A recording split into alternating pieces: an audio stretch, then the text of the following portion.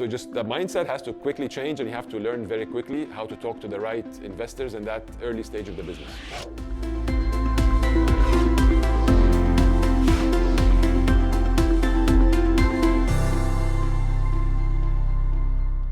My name is Mohammed Azab. I'm an Endeavor entrepreneur since 2012. Been with Endeavor for the last 10 years.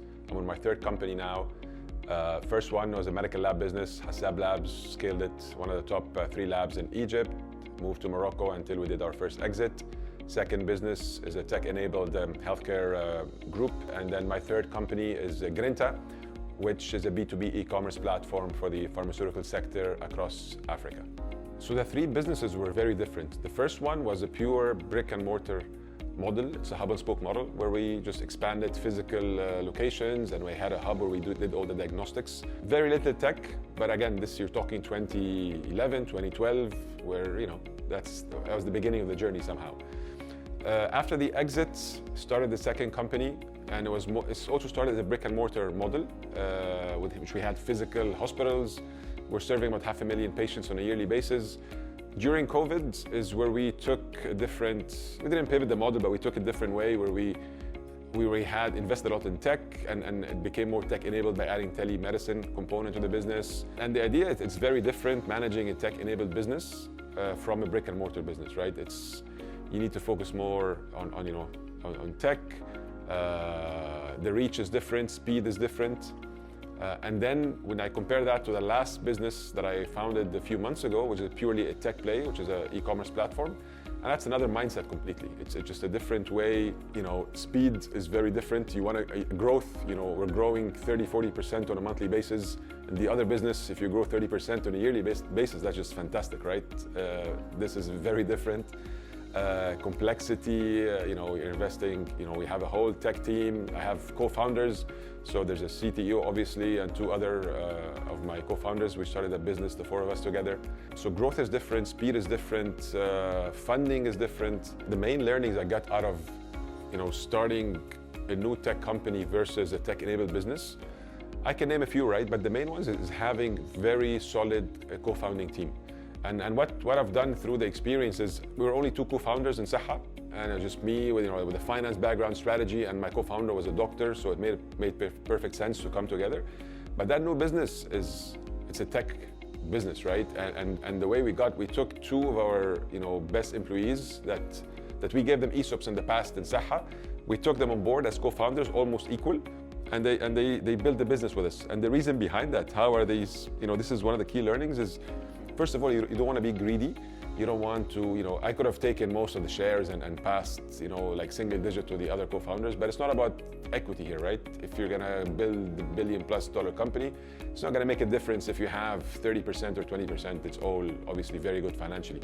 But it was mostly about the journey and fixing a massive problem that we've seen across the continent. And to do that, number 1 was for sure having a solid co-founding team. Second, don't be greedy with equity. Be generous because you're going to attract the best talent. Be also generous with ESOPs when you want to bring good talent on board later on. So when you look for a CTO, you need someone that has the big picture, that is able to, like a pure tech architect, where they can understand comparables, where they can understand what the problem is now and how can we solve it, but can have clarity on a tech roadmap in the next 2 or 3 years, where they can see where the business can go and how we can solve problems now with the tech that we're building, and what needs to be built or even destroyed in the future to solve future problems, because he or she has to have that architecture capability and vision on solving problems now and in the future. What I've learned differently is the funding is very different, and the lingo.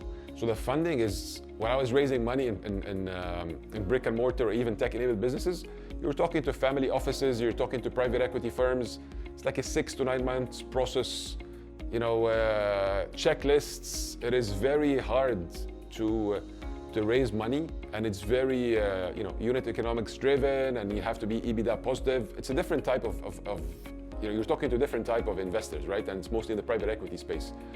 Now, making the move into tech, and you're talking to VCs, and there's pre-seed and there's seed, you have to quickly unlearn what you used to know here and learn quickly how to pitch and how to do the right pitch decks, and instead of pitch deck versus info memo, solid financial model versus a high-level financial model. And so just the mindset has to quickly change, and you have to learn very quickly how to talk to the right investors in that early stage of the business. Second is the lingo. And it's just, you have to learn it. And I'm talking about the basic things, product market fit, go-to-market strategy. These are very basic things, but sometimes when you invest so much time and effort understanding the new landscape, we joke around as if we grew up building tech companies, but it only took us a few months to understand the lingo and understand the market. But again, business is business.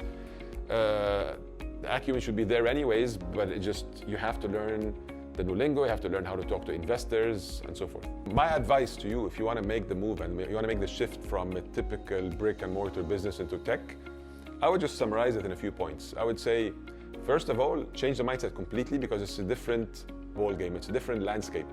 That's one. Second, build a co-founding team, and we're not recruiting here. Build a co-founding team that would be able to build $1 billion+ company with you in the next few years. Keep what you've learned in the past and unlearn how you execute it, because they're different businesses. So build on what you've learned, because you can do things in a very good way. You can start doing acquisitions, you can start doing integrations that are not easy for other entrepreneurs when they start a business, but I'll learn how you execute things that you used to do in the brick and mortar business. Another point, I would say, learn how to talk to the investors, because they're a different type of investors. The funding is different. This is private equity, family offices, this is VCs and angels, different mindset, different documentation, everything. And understand the lingo. These are the things I would say focus on if I want to make the move from a brick and mortar business into a tech business.